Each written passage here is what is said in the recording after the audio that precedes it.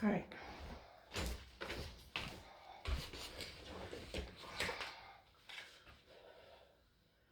I hope I don't have any issues. Can you hear us? Okay, yep, we're ready. All right, good afternoon. Good afternoon, everybody. Good afternoon. It has been a minute since I've been sandwiched in the middle. Okay. We missed you, that's for We sure. missed you. Absolutely. I am back and refreshed. And if you all Yeah, can show read my off shirt, of Hawaii. I have been vacationing in paradise. So, yes. Okay, don't we all wish? I was blessed with an opportunity to travel to Hawaii. If you are in Hawaii, hello. Aloha. Aloha. Aloha. What's the other one? Dang it! If it comes to me, and I just say it out sporadically because I felt such a vibe with the natives and Their sayings and everything. it's such a beautiful place. Everything about it. I don't want to go on because I'll start to get sad. Okay, that you're not there anymore. Not there.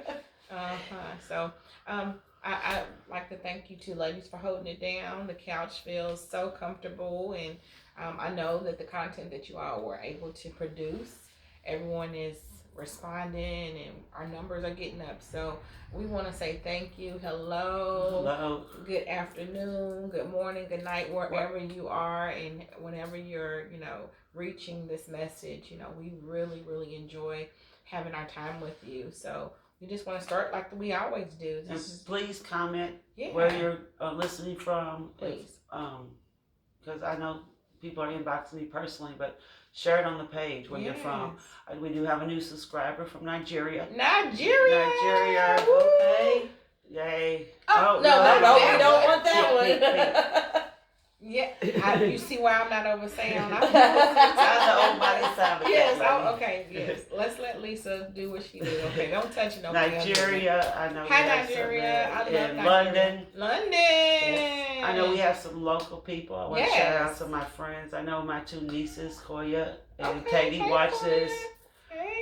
It's helped them greatly. They've expressed it to me, and they are dedicated to watch our show. So they're ready for number 9. Number 9. Number 9. Wow. You wanna say anything to anybody? Yeah, no, I can't believe it's been 9 sessions. No. 9 sessions. 9. And it came up with the idea, just who wants to do a podcast? Yeah. And somehow, some way, our 3 hands rose. Absolutely. And I just want to say, let's give it up. Go ahead, Lisa. For the dedication. Right. The dedication. And we want to say personally and professionally to anyone that runs a podcast, the backgrounds, the bloopers, the mistakes, and then, the sad parts that happen when you are handling content. We want to give it up to our girl Cindy. Yes. Let's give it up. Cindy. Learning on the fly, or like Miss Rose Smith says, we're building a plane and driving it at the same time. Yes. And so we have had a lot that has happened in these 9 episodes. And so nonetheless, the content that we are bringing to you as mothers with a message and voices of pain, it's true, it's raw, and it's real, and it's organic. But some of the stuff, like we've had amazing content that didn't get recorded. So. Yes. Some of us bonding, yes. Things we learned about each other that we wouldn't have known unless we sat on this couch and started talking about it. Absolutely. So conversation has brought connection. Absolutely. And this connection is something that I know for sure is a part of healing work. And today's episode was a thought, and so we're going to just go ahead and start bringing it forward. Cindy and I had a conversation, and that's the thing, that we all don't collectively sit together. Lisa will have a brainstorm, and then she'll text me or Cindy, and then we'll just all fall in. And I love that everybody can just flow off of each other.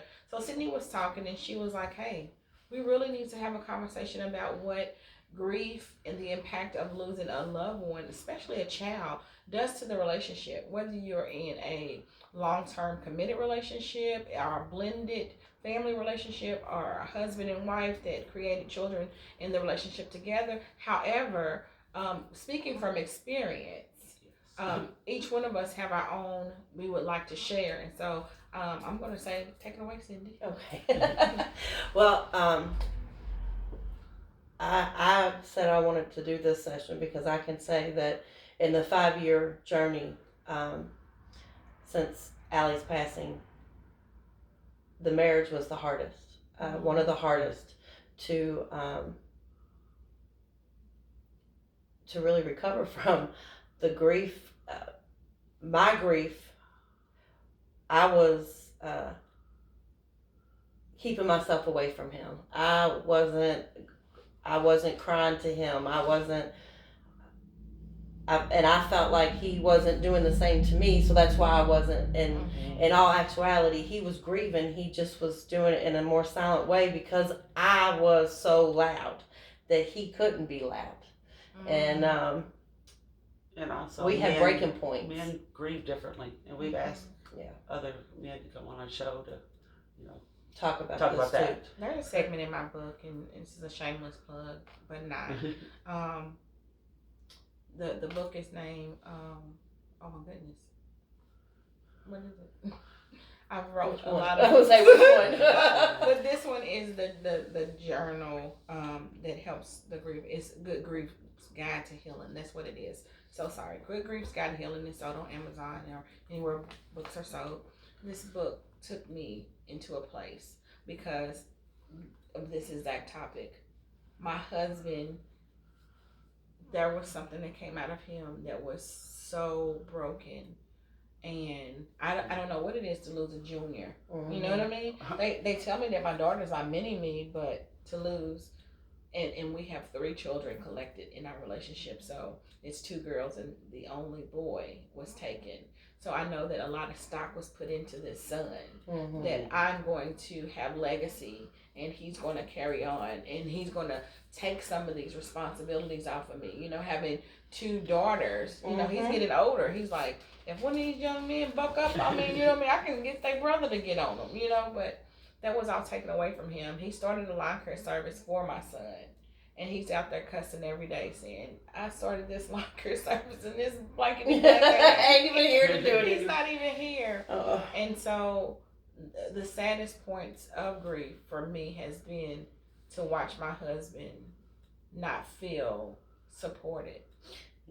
It hurt me. It hurt. When I heard those words come out of my husband's mouth, he said, I'm not able to grieve. And I was like, what do you mean? But then I had to sit back and think, have I let you grieve? Have I asked you how you're doing? Have I sat with you while you cried? No, but you've done all that for me. I think that just grows up in the male lineage like that. Like we baby the girls and cuddle them if they get hurt, but the boys, you all right? You okay? And my husband didn't know where he fit in. One time, it was the saddest, most unhealthiest thing that I ever witnessed. We were having a heaven birthday. It was the first birthday with AJ being gone, and we went to the Cardinal restaurant, and everybody was gawking over me, and I understand that, they like, oh, the mother's hurt, oh my God, and he goes, and it was embarrassing, but it was such a truth. He goes, hi, I'm AJ's dad. Like, did no one acknowledged him? I'm glad he was strong enough to stand up and say, hey, I'm here too. Yes. Because a lot of men don't. Me and my significant other, Jimmy, just talked about this. He said sometimes men don't feel comfortable talking with the females in a group. Because if y'all know, he'll throw in his comments. We talked about emotions one day. He walked out. He said sometimes it's when the men get together, you can really still feel like a man, but relate. I do feel that.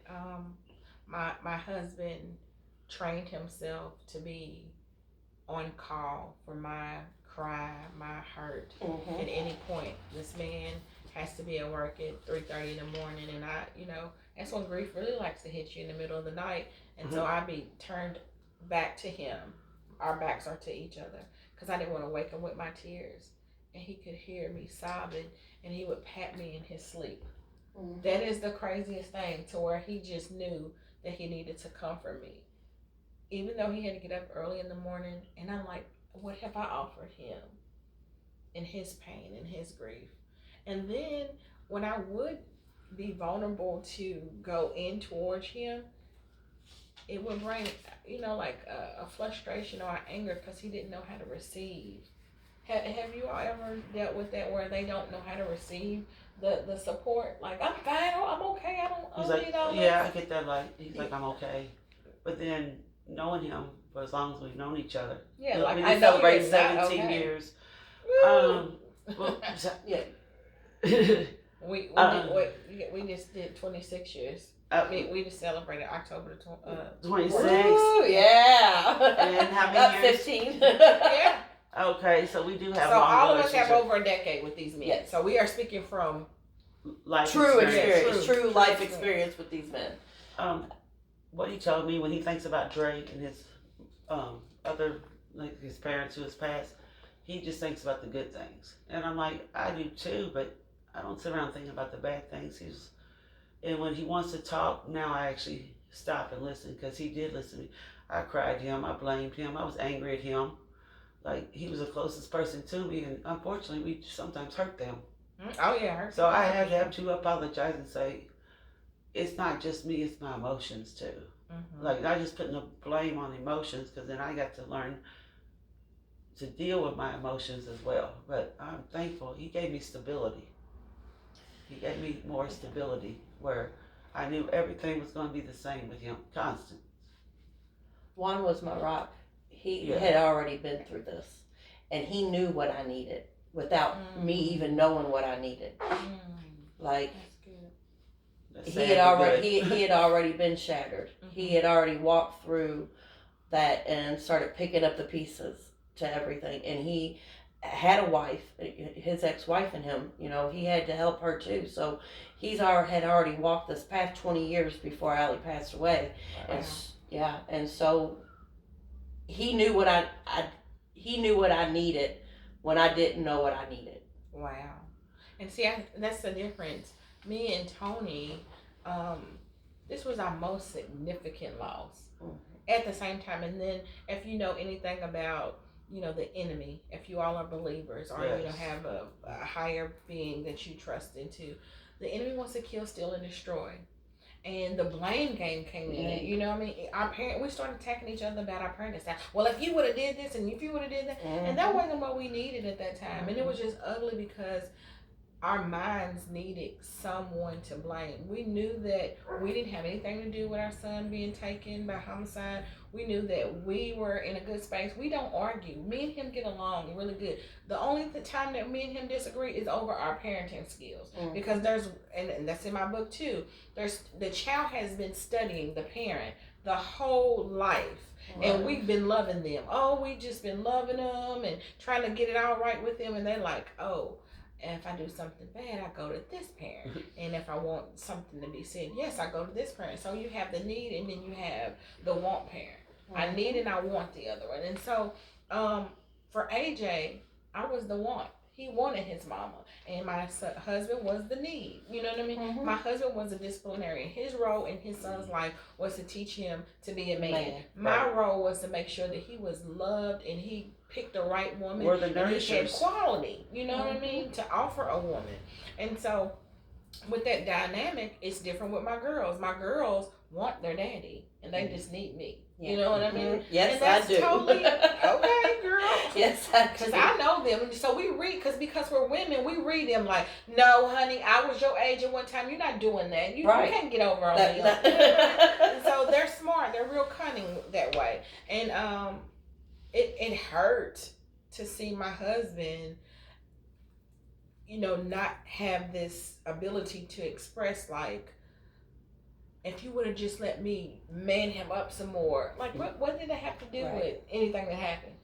But we always go that way in our grief. That's always part of our journey. Taking me is the regrets and this little journey now. Though I can say I don't blame anybody but the person who pulled the trigger. Absolutely, because that's where the blame should stay. I can't blame him. The kill, steal, and destroy is going to destroy us even more. We're going to be even less effective as a family to stand before the courts if we ever get justice. You will. We're going to speak positive. Absolutely. Hopefully you will. You're going through it now. Absolutely. But it would have looked totally different if Juan would not have been with you because they are our rocks. You know what I mean? And that's a totally good man. He's just hurt and frustrated.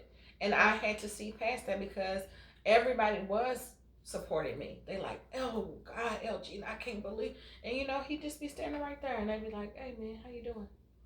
Shout out to the significant others, husbands. Yes, okay. Thank you. I love you. And the daddies who have lost their children too. Jimmy, thank you. I even made a shirt. He lost too. Like, you know what? Every time you see me, he lost too. Yeah. I mean, it's so rude that you have to be like that. And he was like, babe, you have a lot of support. Nobody supports me. Us men, we can't talk about it like it. There ain't nobody to talk to. Men don't talk like that. They put it into work. They stay in silent.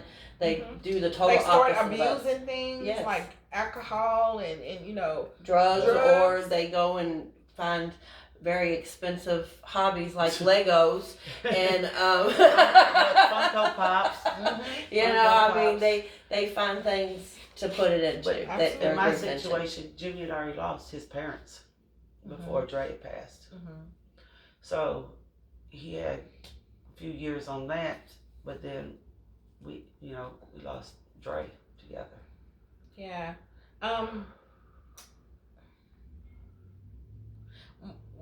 There's like a hard middle in there, because I definitely know the order of life is just so important. You know what I mean? But it's just that second layer of, oh my God, when it's a kid, when it's your child. Tony had never, both his parents were still alive at this point. And then I want to say something also about that. Tony's mother was secretly dying from cancer. When AJ died, I know that was when she should have had our most support, and I don't even know if, he'd be upset about me sharing this, but she didn't tell him because she knew that he couldn't take nothing else. Okay. So she went to her dying grave, not speaking another word about her having terminal cancer, and she started like hiding from my husband. Like they talked every day, but she worked and she had her own life, and I know like, what does this got to do with it? Make sure, even though we're talking about our spouses, but make sure you watch the behavior of the other family members that support you as well. Yes. Because they're like, I can't burden them with anything else because we're fragile. We are. My husband just went through losing his mother, and they didn't tell him that she had had cancer for 2 years prior, and he didn't find out till 3 months before she passed away. That's how my husband. And she kept saying, "You can't tell Cindy and Juan because they can't deal with nothing else."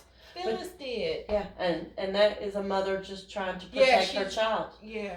But at the same time, it's not, because it makes the grieving process harder because it's more sudden to death than something that you could have worked through. Yes.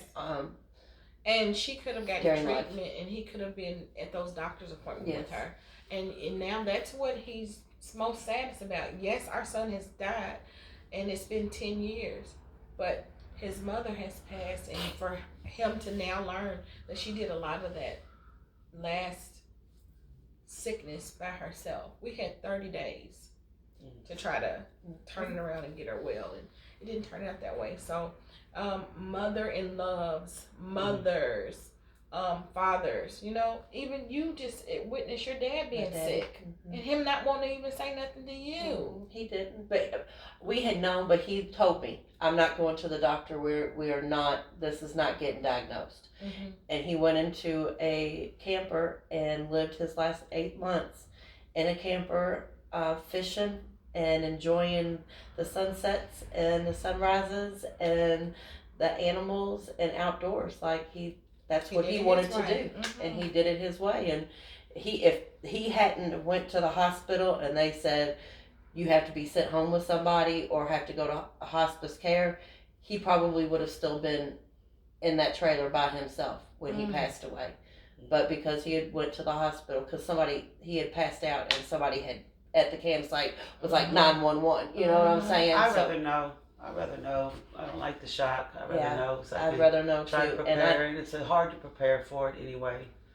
And I know that going through my parents and his parents and Allie's sudden death, that anything happens to me and any process that I'm going through with any precancerous or cancerous or anything, my children know now.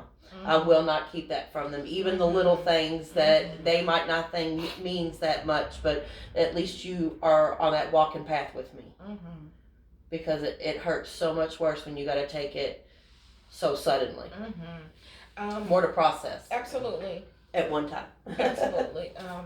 I think instant death is the worst because you have to pull it all together in such a quick window. If they're sick and you know they're sick, you know, it gives the mental a chance to, you know, kind of like weigh the options.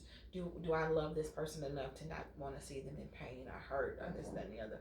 We didn't get that with our kids being taken from us. It was just instant. And so I know that played a lot on the relationship too, because I told the story when we first did, you know, one of the first episodes, that my son was supposed to be at a birthday party, my grandson.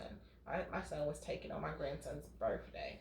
And from that morning, I was hollering at my son. I was like, you need to be at your nephew's birthday and get ready, get dressed, let's go. My husband was the actual last person to lay his physical eyes on our child. I didn't come out the bathroom because I took for granted that my son was going to be home when I got home. And a relationship already is hard work. It is. It's not just, oh, you're together, I love you, W, all the time. It's hard work. And then when tragedy hit, it does weigh on your relationships. But I looked up today, the statistics are wrong. They say she said the statistics. We had a conversation this evening, and she was like, "Hey, I found out some stuff about divorce." She said, "What are you doing?" I'm like, "I'm looking up divorce rate." When she said that, and they're saying that there's not divorce is not the case for grieving parents anymore. They said it was 80%, which was a myth. It's technically only 16. Yep. And out of that 16%, 4% of the people said that they divorced because they couldn't handle the other person's grief. So just like 4%, which is great. It's not high. But I'm going to ask this. Who else is going to understand your grief but the person who was there with you? Mic drop. Yes. No, mic drop. We need a mic drop. Oh. That sounds like a good mic drop to me. Yeah, we'll get that. I mean, honestly, like... Who would you want to think about being in another relationship with this pre-existing life history with somebody else? No. In my life experience, no. Yeah. I'm pretty sure there's other people who had to, you know, if you had to separate. Like this losing a mate, you know, and you can go to couples, you know, like if you lose your husband or somebody and then you're single and you be like, oh, you're sad about your, you know, right. It's a child. Yeah. I'm gonna stick and stay. Absolutely. I know that I would not be where I am today if it wasn't for my husband. Absolutely. And him walking this journey with me. Yes. And teaching me and learning from me. And I mean, all of it. Juan and I had a really hard time. Like, he is not Allie's biological father, but he is the only man who stepped up to take care of my child. And he was in her life for 8.5 years before she passed away. So he raised a little girl into a woman, you know, and I, at one point, was like, well, you can't grieve like me because I birthed her. And I said that too, because and that's not... Jimmy got with me when Dre was 11, so but the last 17 years he was in his life. Yeah. So it was not your child, but then again, I felt bad for saying that because he accepted me with my children. With our children. And he accepts them, and he will say those are his children. He raised them, so... You know, like I said, I apologize for some of the things I said prior, but it was out of hurt. Yes. So I don't have that same truth, but it's such a odd word thing. Now this is gonna be. Stay seated, ladies. Anthony and I share 2 children. AJ is our firstborn together, and then we have Lanaya, but he has a child before me, Danielle. Whew. It took God, all the angels, and some extra support. Not because I'm not a compassionate person, but the oldest child, her mother died. And it catches. That was his first love. And when she died, he went to go support her and the family. He boxed all her stuff up and made sure that it got out of the house for his daughter. Now, I don't know what that feels like. I'm like, but right. I had to simmer down and be like, this is a good man. This is what he was supposed to do. He did exactly what he was supposed to do. Right. Her mother is gone, and his child just needed that support because now this child has compound grief. Mm-hmm. She's lost her brother, and now her mother, right, and now her grandmother, and so he just needed to be dead. And that's another thing that he's like, dang, it's only one of me, and I got to make sure that everybody's. They're the protectors, mm-hmm. and they get down on themselves when they can't protect. Absolutely. They couldn't protect their children before they were murdered, mm-hmm. when it's not their fault at all, but that's something that they feel inside, and then they can't protect us from the pain. Yeah. And so they get angry about that. I don't really like the saying happy wife, happy life. Mm-hmm. And you're married. Mm-hmm. It's happy spouse, happy house to me. Mm-hmm. Yeah. Because we both have to be happy. Yeah. So if he's grieving one day over mm-hmm. something. It's not, yeah. It's not just, I grieve every day, but when he decides to grieve, I have to respect his grief Absolutely. And what he does, as long as it's not hurtful to him, which mm-hmm. thank God it hasn't with either of us. But my wise friend, and I'm going to go ahead and shout her out in public, Wanda Ho told me, she said it's not going to always be your turn. And that just mm-hmm. sits a certain type of way and earns, that respect. Like, you're right. In this relationship, it's not going to always be your turn. When his mom passed, I made sure that I was every single thing that I needed to be mm-hmm. for the situation. Not just him, for every family member, just to make things better. Because you know why? Someone did it for me. Someone helped me when it was the most terrible time in my life. Mm-hmm. And if you really love mm-hmm. covers every single thing, And so when it was all over, because I saw the lights just out in his eyes, like another death. Because before it was my son, it was his sister. Before, you know what I mean? Mm-hmm. Before it was, so we've had a lot of death, but this man, he said, I lose everything I love. I've had to deal with some hard deaths. Yes. And I'm like, you're right, babe. I can't erase it. I can't undo what has been done in your life. And so basically, love on your significant other a little more. Absolutely. If you can, and you have the capacity to just lay your own burdens down for a while and just consider what they're living through. My husband has a very hectic life. He's on public transportation 10 hours a day with Louisville people on the TARP bus. And he's telling them, sit down, stop, no. They're trying to play him for the bus fare, all of these things. And then he came home to a very depressed wife. Life totally different. I normally have dinner made. I normally got my clothes on. If y'all know, y'all know. I'm normally together because I'm a cosmetologist. I have to look good. I sell beauty for a living. This lady ain't changed her pajamas. I got food things on me. So he had to deal with a lot. I didn't cook for, 2.5, 3 years? I called up Gina the day I cooked something. It was just like I had no desire to do it no more.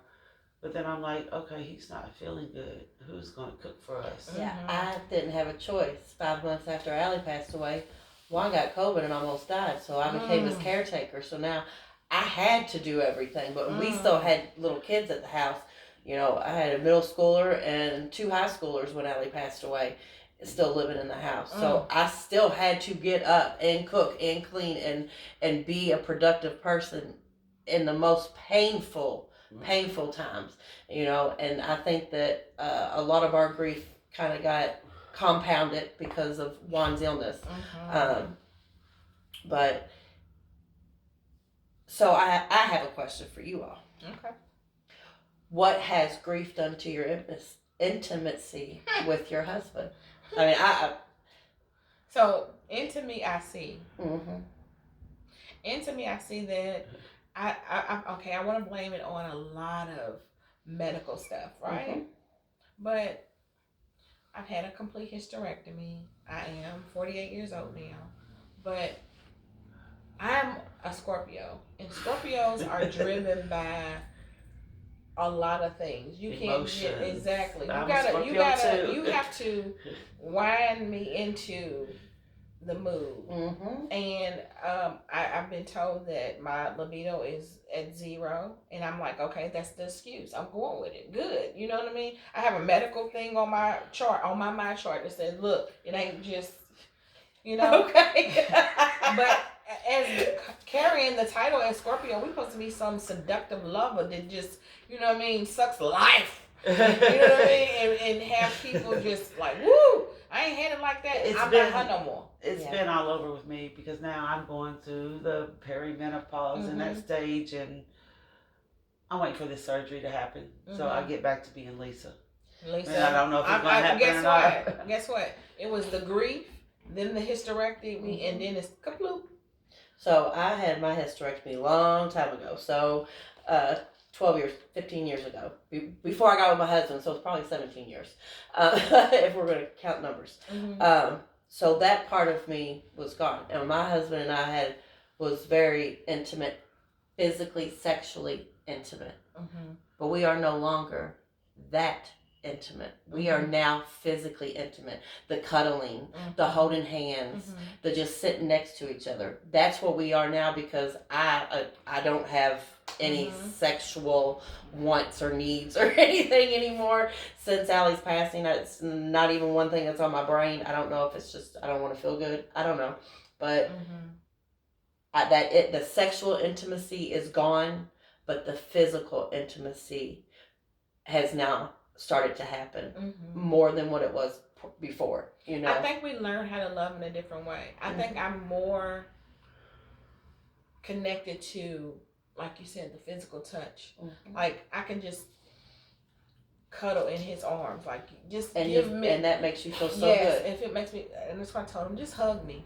Sometimes I'll just go and get him and just put his arms around me, and he'll just hug me, and that is more fulfilling than anything. And I know that my husband has desires, because I got that good. I ain't gonna lie. Okay. Right? Don't we all sit here on the couch? Okay. Very respectful. Because guess what? Whatever you do inside the bedroom is undefinable. Right. I'm married. I have this ring on that says that I have every right to please my husband in whatever way that is safe for the both of us. And so when he does, and it's not contingent to, but when he makes me feel loved, seen, and heard, I want to be that vulnerable for him. And this is a layered conversation that's around. Layered, because some things are, I'm a Scorpio, but some things are very private. Our sexual intimacy is still there, but I'm just going to leave it absolutely there. And you share what that's you good. can. So you haven't had any problems like me and Elgina, where it's just like. No, I do miss some of the more, like, we do hold hands in public now. We do that more so because I can't see, but sometimes it's just grabbing on him. We do more intimate things, like, if anybody knows us, we always dress alike. Like at home now, when y'all saw him come to the door, he had on the same thing I had on today, even though we're not together, but we'll be back home together. So that's been a thing that's been going on for 17 years since we met. Something just clicked. So everybody say, that's that couple. Yeah, we're that couple. Okay. So I have a lot of matching outfits. We do too. Okay. And guess what? When we were in Hawaii, Norton was looking for us to be dressed alike, and we didn't do it. Y'all didn't do it. Yeah, I thought y'all would. You didn't get the memo. We had one matching shirt, and I got us Louisville Cardinal Hawaii shirts, and that was the only thing that we did, because I had all these matching trunks and swimming suits, and I was like, I don't want to make him feel uncomfortable. And it's really simple to do it. Either he sees what I go to put on for the day, and he follows suit, and or yesterday I waited for him to see what we was putting on. So it's just. Listen, Tony will sit on the bed. What you want me to wear? That's what he. And see, I'm more like that. I'll say, Jimmy, what are we putting on today?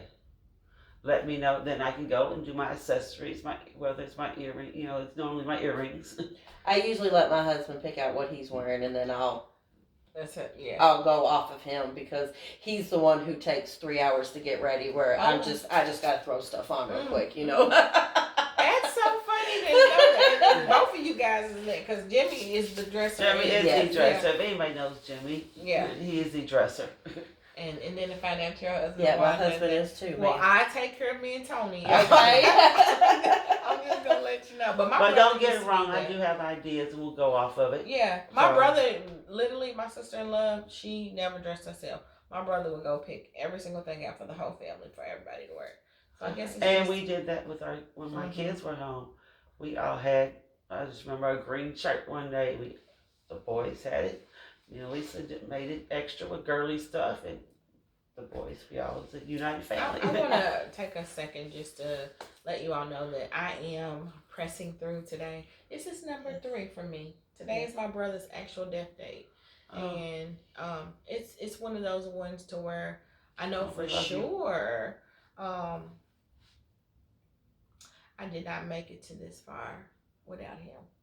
Right? And he read all the books up until he left this earth. And he was like, you're going to help a lot of people. And people need this. And so the book that I told you about, Good Grief's Guide to Healing, my brother read it word for word. And he was like, Gina, people need to know that, especially people in relationships. And to know that I'm sitting on this couch and we have survived for 10 years. And for him to read every word and know that I've had to pick that book back up in his death to make it, because he was like, you gotta be about the words that you preaching. I said at his funeral, I was like, you can have God and a therapist and a good healing book.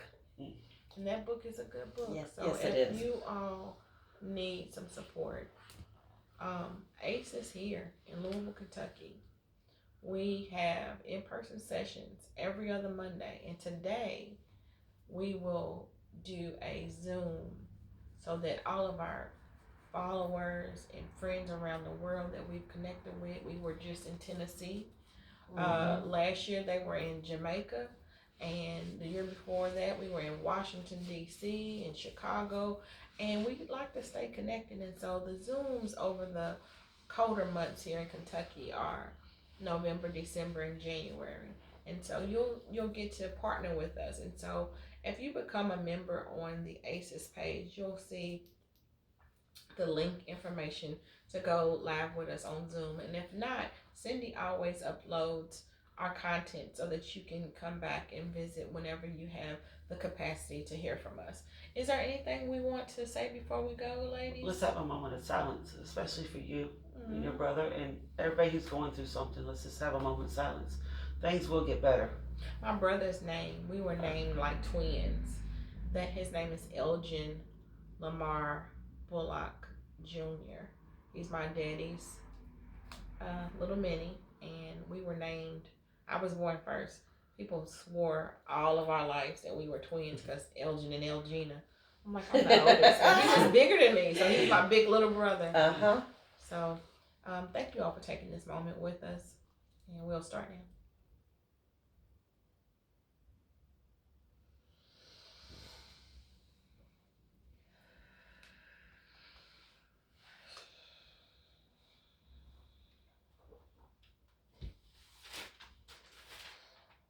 Cindy, I know that you have an announcement. Actually, it's Allie's. Yeah, Allie's 26th birthday is tomorrow. So we will be celebrating. Are we singing? We got the music? Happy birthday. Happy. Let's go, Allie. Go, Allie. Turn it up, Allie. Happy birthday, Allie. This will Make be the AJ sixth and Drake buy you something nice. Okay. Tell him to go pick some flowers out of the Angel Garden. Yeah, the Angel Garden, you know. And then I also want to, while I'm doing birthdays, we'll do, let's see, let me get these. While she's looking at that, I just want to say, if anybody wants to come and join us on our couch, there's room. We got another mic over here. There's room. Absolutely. There's room for one more. One more. We can squeeze some more in. If anybody wants to, make sure you comment. And if you have any questions for us, ask on our YouTube page, and we'll try to look over them and answer you, because we do this every 2 weeks. So Every other week. Every other week. Mm-hmm. So, Angelversary. So the only Allie's is the only one that I have for this week for birthday wise. But Angelversaries, we have Frederick Obana, which is Anita's son. His angel day is November 19th and 2021. So this will be year 4 for her. And then Ralph Little Man Jeffries, which is Miss Winky's little man, and his is the 30th of November. So I wasn't for sure if we were going to be back here by then or not. So and it's okay. Well, I know that we'll be in person on the 24th. Okay. So if we skipped anybody, we apologize. Absolutely. And please, put your information in, and I will make sure that you get your birthdays and anniversaries. They are really good researchers. Lisa finds out, the fun facts for us, and Cindy gets the statistics, and I get to just be here narrating. So we all take seriously what we get to do to bring you this content. We always want to make sure that we bring forward. If it had not been for Miss Rose Smith that opened up the doors, thank you, always, and gave us this opportunity to have a safe space in this mic, because we are voices of pain and mothers with a message. Cindy, you want to go ahead and say your ending? Yeah, well, I gotta do the. I gotta do the for the statistics for November 17th. We've had 102 homicides, 243 non-fatal incidents, and 4,337 shot spotters. And the difference in the last 2 weeks is actually unthinkable. At least 10. Y'all was cutting up when I was in Hawaii. Yeah, they was cutting up. Yeah, so it was on the 28th. It was 94. So I mean, we've really had a big increase in violence. We need to stop the total to today. How many? 102 homicides. 102.